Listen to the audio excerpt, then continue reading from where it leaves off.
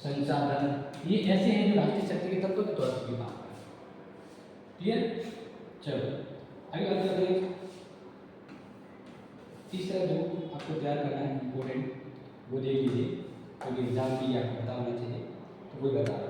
गुटनिरपेक्ष का आंदोलन का मुख्य उद्देश्य क्या था?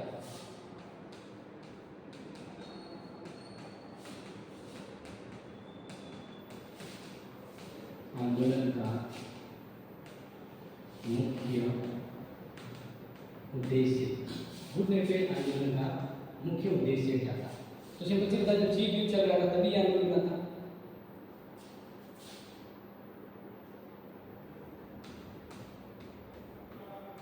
शीत युद्ध के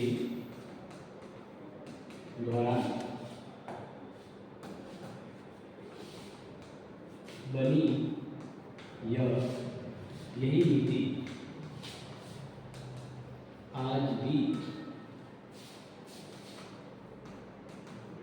विदेश नीति में शामिल है।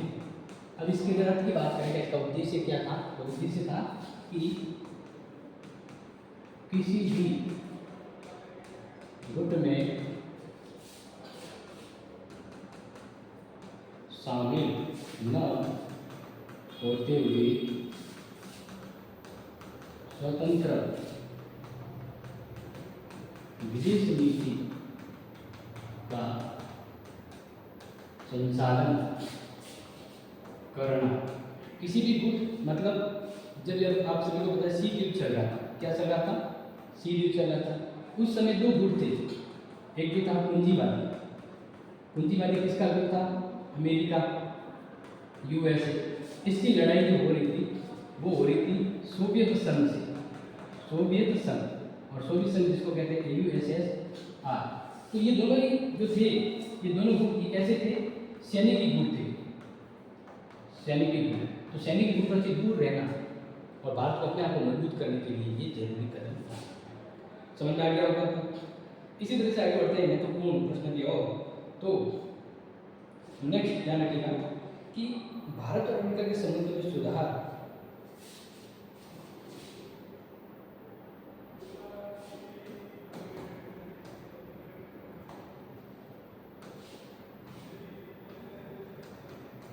भारत एवं अमेरिका के संबंधों में सुधार, क्योंकि देखो दोनों देश के बीच का ये महत्वपूर्ण प्रश्न है कि भारत और अमेरिका के संबंधों के सुधार का प्रमुख कारण क्या था?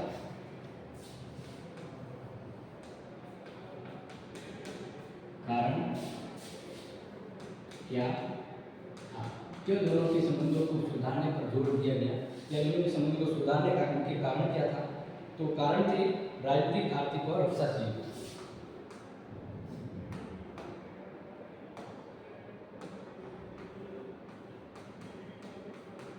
राजनीतिक,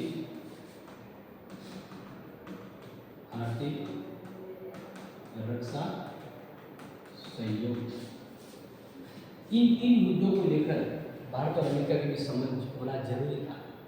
हमें पॉलिटिकल इश्यूज को लेकर अमेरिका को अपने पॉलिटिकल पावर बनाने करना, आर्थिक, क्योंकि काफ़ी चीज़ें जो है हमें अमेरिका से इंपोर्ट करनी पड़ती है। दूसरा रक्षा को लेकर, क्योंकि भारत काफ़ी हथियार जो है अमेरिका से खरीदता है। तो इसी तरह से दोनों के बीच व्यापार हो या राजनीतिक, आर्थिक प्रकार के संबंध को लेकर जरूरी था इनका संबंध अच्छा होना। ठीक है, फिर नेक्स्ट याद रखिए कि भारत पाकिस्तान संबंधों का सबसे बड़ा विवाद क्या था? 5 हो गए, 4 हो गए, चलो 5।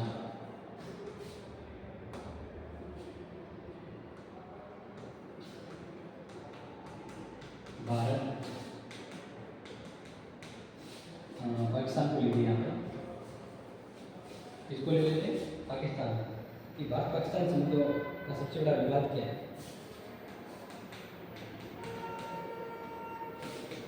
संबंधों का सबसे बड़ा विवाद क्या है? सबसे बड़ा विवाद का कारण क्या है? भारत और पाकिस्तान के बीच संबंधों के विवाद का सबसे बड़ा क्या है? तो देखो नोट करवा देता हूँ। सबसे बड़ा विवाद तो है जम्मू कश्मीर। इसके अलावा जिसको हम सीमा विवाद भी बोलते हैं, क्या बोलते हैं? सीमा विवाद। नेक्स्ट नदी जल बंटवारा। नदी जल, दोनों की जो नदी है उसके पानी के बंटवारे की समस्या है, वो है। देखो भारत और पाकिस्तान जो है वो एक दूसरे के जानी दुश्मन है, और ये दुश्मनी तो मुझे लग रहा है कि इस ज़माने में तो शायद ही पॉसिबल है कि पूरी हो, क्योंकि दोनों टॉम एंड जेरी की तरह भी है। लेकिन भारत एक तरह से बढ़िया है कि वो शांति को नीति पर फोकस करता है, लेकिन पाकिस्तान फिर क्या है कि चीन के संपर्क में तो थोड़ा साम्राज्यवादी नीति को फॉलो करता है। इस वजह से जम्मू कश्मीर की समस्या है वो बार बार अलपाता रहता है, ठीक है। कश्मीर, और हाँ कश्मीर से मुझे याद है, कश्मीर टूर के लिए आप तैयार हो जाएगा। चलो 6 नंबर का जो प्रश्न आप तैयार कर लीजिएगा कि भारत चीन सीमा विवाद किस रेखा से संबंधित है? भारत चीन सीमा विवाद किस रेखा, रेखा मतलब सीमा रेखा से संबंधित है। ध्यान रखना, भारत और चीन के बीच सीमा विवाद की कौन सी रेखा?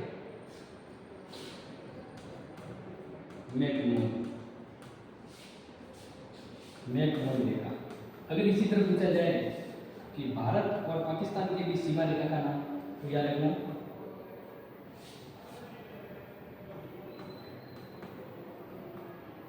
रेड क्लिफ सीमा रेखा, ये बोल्ड रेड क्लिफ, ठीक है। तो ये प्रश्न आ सकता है, तो आपको बताना चाहिए। अब आगे बात करते हैं, अगला प्रश्न है जो आपके एग्जाम की इंपोर्टेंस को ध्यान में रखते हुए प्रश्न भी बड़ा इंपॉर्टेंट है कि पारंपरिक सुरक्षा चुनौती का एक उदाहरण लिखिए।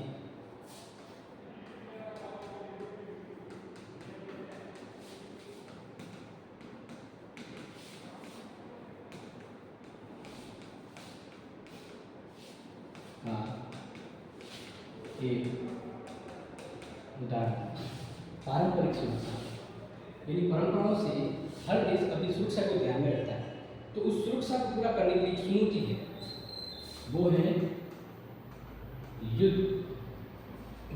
क्योंकि देखो पहले हमेशा से आप देखो ओल्ड टाइम्स और आज के समय हर देश क्या चाहता है? युद्ध ना हो। देखो क्या लिखा है, पारंपरिक सुरक्षा यानी हमारी सबसे बड़ी सुरक्षा है सीमा सुरक्षा, तो उसको लेकर एक समस्या जो है, एक चुनौती जो है वो है युद्ध। तो युद्ध जो है वो कभी भी दस्तक दे सकता है। आप अगर प्रश्न तैयार कर लीजिएगा कि गैर पारंपरिक सुरक्षा चुनौती का एक उदाहरण।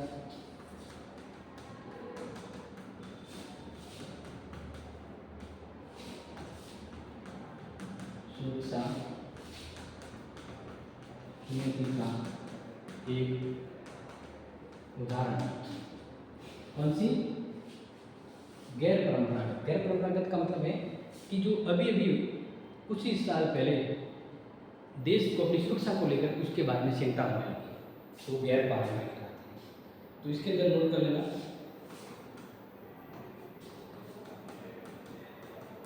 आतंकवाद। क्यों? क्योंकि आतंकवाद जो है वो समस्या हमारे सामने कब पैदा हुई? जब हम आज़ाद हो गए, पाकिस्तान भारत हो गए तब। जबकि युद्ध गुप्त काल से ईसा से फैल गई है। तो ये परंपरागत और गैर परंपरागत चुनौतियों का उदाहरण आपको बताया, समझ आ गया।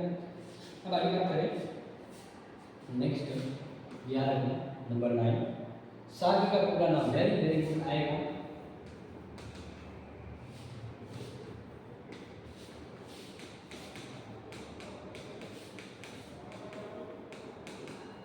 सार्क का पूरा नाम, सार्क क्या है? तो देखिए सार्क का पूरा नाम जो बड़ा इंपॉर्टेंट ध्यान रखना एग्जाम में आएगा, क्योंकि यह एक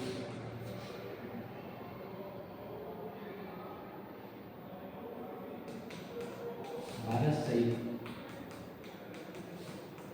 सदस्य देशों का गुट है, ठीक है। तो बात करते हैं इसका पूरा नाम जो है, पूरा नाम जो एग्जाम में आएगा वो कर दक्षिणी एशियाई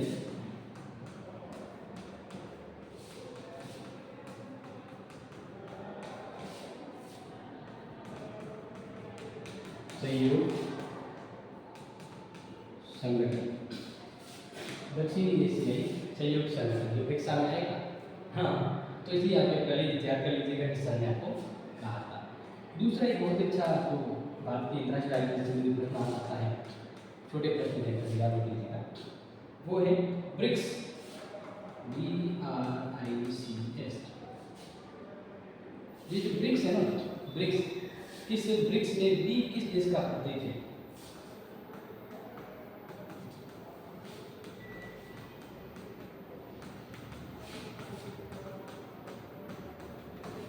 देखो, ब्रिक्स में अगर बात करते हैं कि ब्रिक्स में ये जो नाम है ना, ये वो नाम है जिसमें देश जुड़े हुए, तो इसलिए याद रखना, यहाँ ब्रिक्स का जो नाम है, भारत मत रखना, ब्रिक्स का नाम है ब्राजील। क्या नाम है? ब्राजील, क्योंकि ब्राजील, रूस, इंडिया, चाइना, साउथ अफ्रीका, इस प्रकार से ये जो देश जो है वो से जुड़े हुए। याद आएगा? पक्का याद हो जाएगा। इंपॉर्टेंट प्रश्न थे जो मैंने आपको बता दिए और आपको अच्छे से याद रखना, क्योंकि एग्जाम में आएगा तो फिर आपको याद तो करना होगा। अगर आगे बात करते हैं,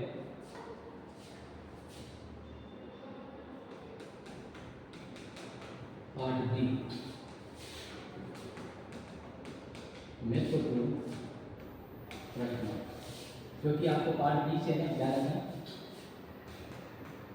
प्रति प्रश्न 12 नंबर का है, एक प्रश्न आपको करने पर 12। इस प्रकार से पार्ट बी में आपको 5 प्रश्न करने हैं, बड़े बड़े 12 नंबर के 7 नंबर मिलेगा। कितने अंक मिलेगा?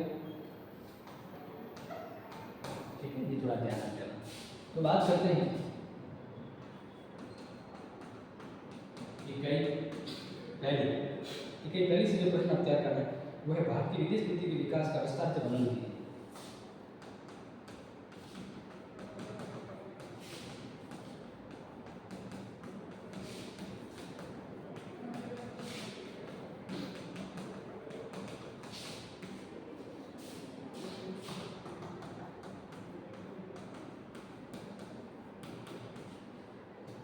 क्लियर? समझ आ गया? अब देखो, इसमें आपको मैं बता दूं, भारत की विदेश नीति के विकास, तो भारत की विदेश नीति किस तरह से डेवलपमेंट हुई है आपको पता होगा। भारत की विदेश नीति जो है पूर्व स्वतंत्रता, लेकिन आज़ादी से पहले भारत की विदेश नीति बनना तय हो गई। जैसे इंग्लैंड ने भारत पर अधिकार किया था, तो भारत ने पहले से सिस्टम तय कर दिया कि हम उपनिवेशवाद और साम्राज्यवाद का विरोध करेंगे, तो भारत की विदेश नीति स्वतंत्रता पूर्व ही बननी तैयार हो जाती है। फिर बाद में नेहरू ने कहा था, क्या था?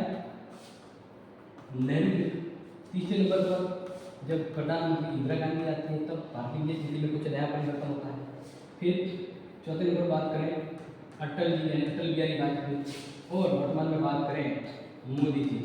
इस प्रकार से भारत की विदेश नीति अलग अलग समय पर उसमें परिवर्तन होता रहा है। पहले नेहरू जी के समय कूटनीतिक इम्पोर्टेंट थी, तो इंदिरा गांधी के समय यथार्थवाद को इम्पोर्टेंस दिया गया, अटल जी के समय सुरक्षा और यथार्थवाद को अपनाया गया, और वर्तमान में मोदी जी के समय सुरक्षा और समृद्धि को इम्पोर्टेंस दिया गया। तो इस प्रकार से ये प्रश्न आपको तैयार करना है। फिर हो सकता है कि इसकी जगह एक अथवा में दूसरा प्रश्न आपको मिलेगा, या तो पहले इनसे एक और प्रश्न आ सकता है इम्पोर्टेंट, कि भारतीय विदेश नीति के प्रमुख निर्धारक तत्व बताइए।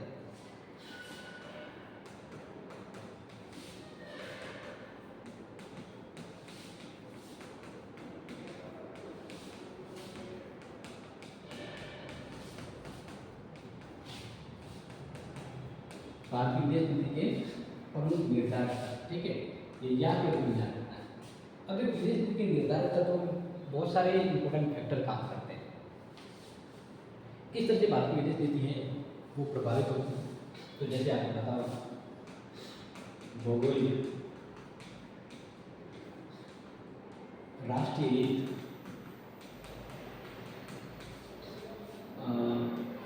प्रमुख विचारधारा है। प्रमुख विचारधारा मतलब जैसे गौतम बुद्ध, गांधी जी, ऐसे ऐसे महान विद्वान हुए जिन्होंने भारत की विदेश नीति को प्रभावित किया है। तो भारत की विदेश नीति जो प्रभावित होती है, निर्धारित होती है, उसमें कुछ इंपॉर्टेंट पहले काम करते हैं। इसके अलावा राष्ट्रीय सुरक्षा, ये शॉर्ट में बताया बड़े प्रश्न, क्योंकि आप सभी को पता है भारत के पड़ोसी के रूप में कौन है, पाकिस्तान और चीन है। तो इनको ध्यान में रखते हुए भारत को अपनी विदेश नीति निर्माण में सुरक्षा को बड़ा ध्यान ये याद करना बड़ा इम्पोर्टेंट है ना। इनको ध्यान देना शॉर्ट ही इम्पोर्टेंट है। अब बात करते हैं बड़े प्रश्नों के रूप में कि कई पड़ोसी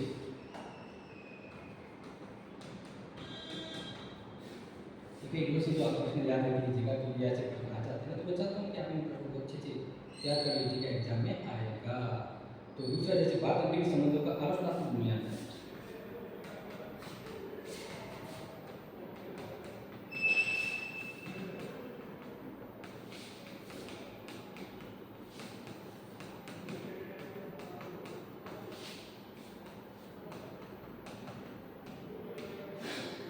मान लीजिए ये प्रश्न आता है, इस प्रश्न में सबसे पहले आपको क्या करना है, जैसे भारत, इंडिया और अमेरिका, इनके संबंधों को समझाना है, संबंधों को समझाना है, ठीक है। सबसे पहले तो ये करना है। दूसरा, दोनों के बीच जो विवाद के कारण लिखना है। फिर तीसरा, आलोचना करनी है। और चौथा पॉइंट आप लिखना निष्कर्ष। इस प्रकार से ये प्रश्न आपका। तो अब सेकंड में से प्रश्न आएगा अथवा में, यानी अथवा में वो प्रश्न भी तैयार करना, गुट निरपेक्ष आंदोलन की अवधारणा उद्देश्य।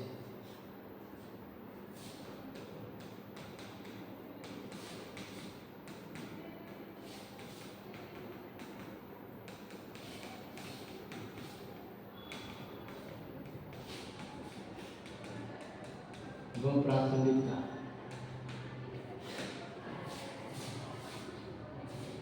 को बताते हुए भारतीय विदेश नीति की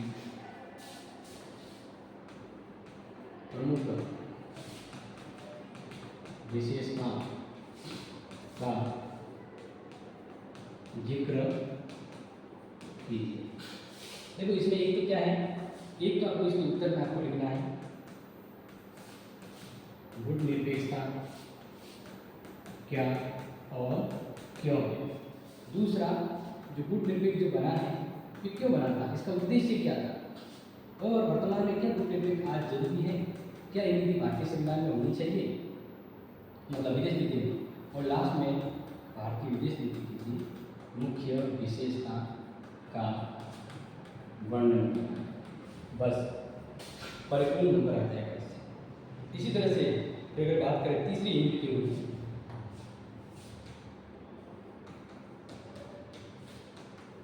तीसरी इकाई के रूप में बिल्कुल अच्छे से याद करके जाइएगा। भारत पाकिस्तान संबंधों की समस्या,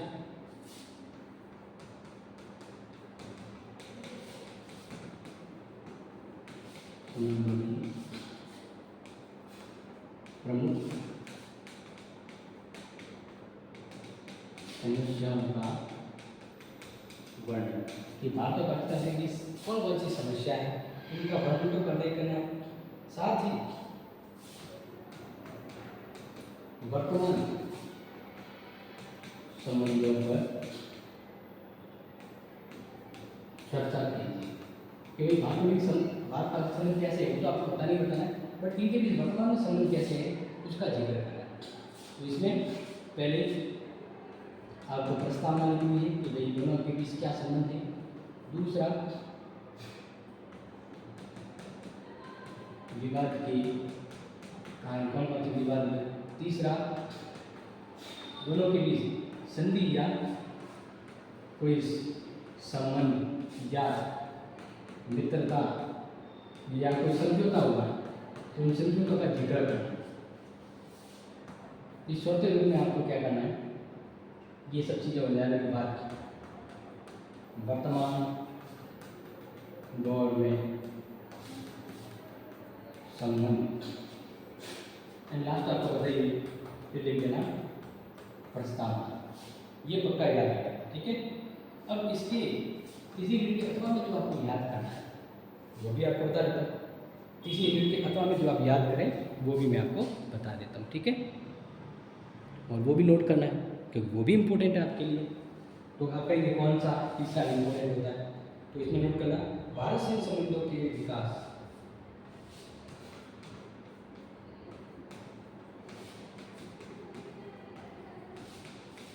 संबंधों का विकास,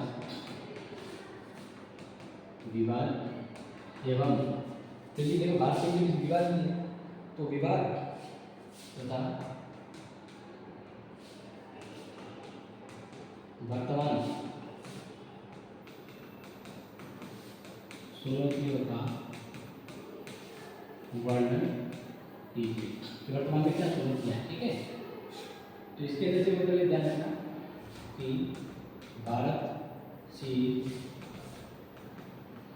संबंधों की शुरुआत कब होती है, एक तो आपको वो लिखना है इसमें। फिर भारत से नर की नीति, फिर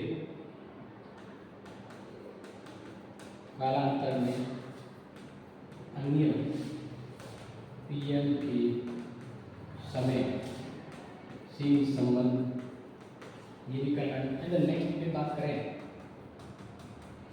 विवाद के कारण क्या है, और लास्ट में संबंधों की चुनौतियाँ। वर्तमान में दोनों के बीच जो संबंध है, संबंधों के बीच कौन कौन सी चुनौतियाँ हैं जो आज ये भाई की तरफ नहीं है, तो वो कौन कौन सी चुनौतियाँ जो आज इनको प्रॉब्लम दे रही है। क्लियर।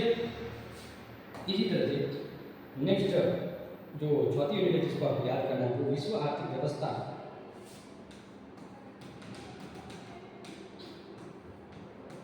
विश्व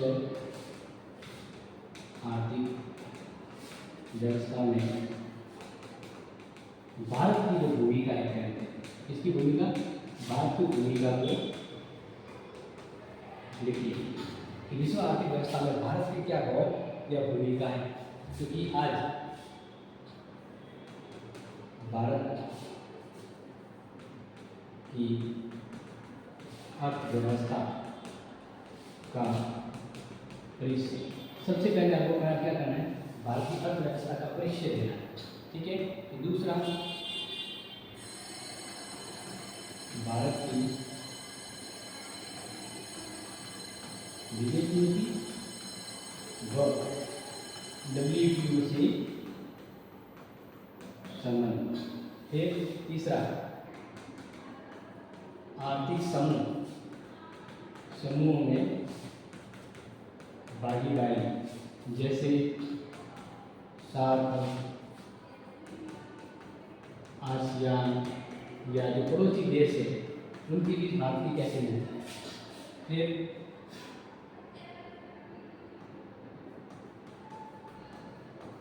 डिस्कस, ठीक है।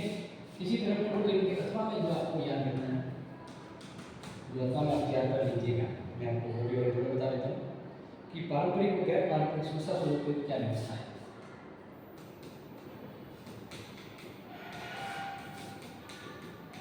गैर पारंपरिक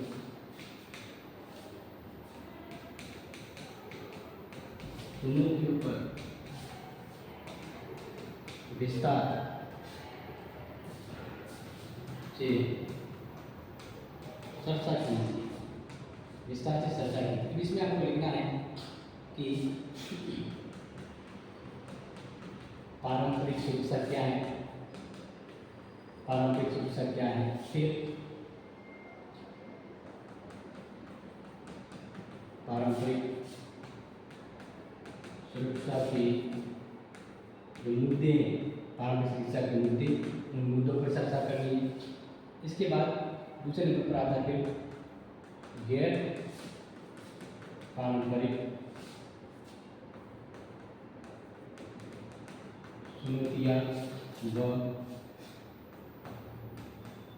सुरक्षा, ये एक बड़ा इंपॉर्टेंट है। क्लियर? फिर जो 5वीं यूनिट आती है, यूनिट नंबर 5 जो बनती है, उसके लिए आप सबको क्या कर लीजिएगा, आसियान के साथ आपके संबंधों की यूनिट है।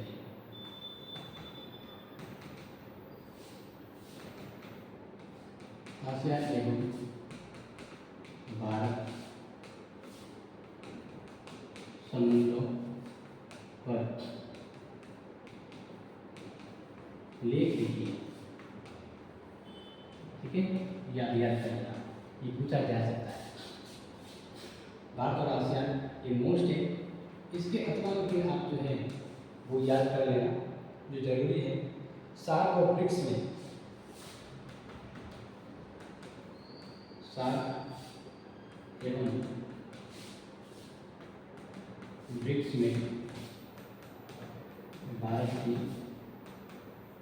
भूमिका। क्लियर? क्योंकि ये प्रश्न 100% है, ये प्रश्न भी इम्पोर्टेंट है। तो जैसे कि मैंने आपको कहा, इनमें से आपके एग्जाम में प्रश्न जरूर आएगा, तो मैं तो चाहूँगा इनको आप अवश्य याद करें। और कुछ समस्या है बताएं, लेकिन हाँ, इन प्रश्नों को तैयार जरूर कर लीजिएगा। बाकी आपको ग्रुप में बाकी भी महत्वपूर्ण जानकारी और महत्वपूर्ण प्रश्न और मॉडल पेपर मिल जाएगा, तो तैयार कर लीजिएगा और लिखने की प्रैक्टिस कीजिएगा ताकि आपके अच्छे नंबर आए। धन्यवाद।